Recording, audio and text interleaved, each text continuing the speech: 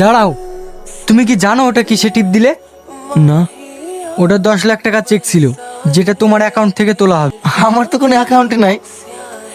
শোনো, কাজলের বাবার যত সম্পত্তি ছিল বিয়ের পরে সব তোমার নামে ট্রান্সফার হয়ে গেছে। সয় সম্পত্তি যদি আমার নামেই থাকে, তাহলে ম্যাডাম আমার সাথে এত খারাপ ব্যবহার করছে কেন? এটা ওর গেম প্ল্যান। তোমার উপরে অত্যাচার করছে কারণ একটাই, তুমি যদি নিজের ইচ্ছায় ওকে ডিভোর্স দিয়ে দাও তাহলে সমস্ত সম্পত্তির মালিক হয়ে যাবেন উনি। ও চাই আমি ওকে ডিভোর্স দিই? হ্যাঁ, এখন থেকে তোমাকে শক্ত হতে হবে।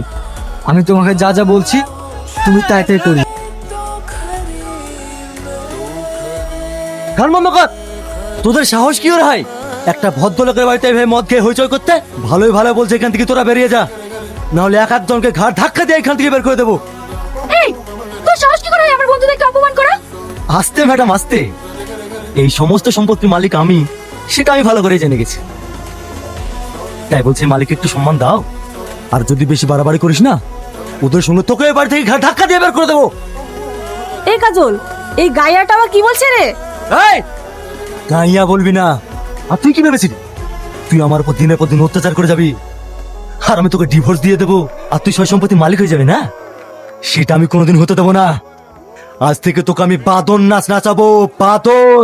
ভিখারির বাচ্চা, চালাতে তো একটা রিক্সা। আজ আমার বাপের সম্পত্তি নিয়ে নিজেকে বড়লোক মনে করছিস না?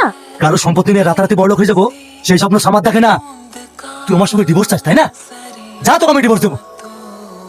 হাসতে অত আনন্দ পাওয়ার কিছু নেই, ডিভোর্স তো আমি দেবো, কিন্তু তার আগে আমার একটা শর্ত আছে।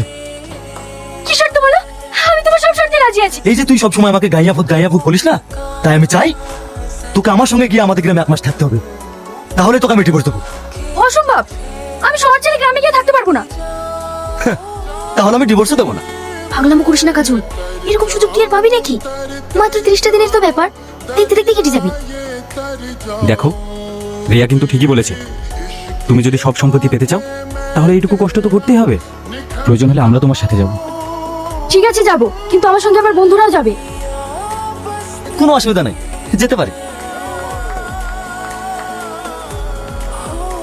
ওরে বাবা, আর হাঁটতে পারছি না। হে কাজল, আর কত দূর যেতে হবে রে? আমি কি এর আগে 10 বার এসেছিলাম নাকি? তাই আমাকে জিজ্ঞেস করছিস? আমি আর হাঁটতে পারছি না রে, তোরা গেলে যা, আমি এখানেই বসলাম। এই কিটা রে, আমার জমিতে আবার একবার বইছে। ওট ওট ওট।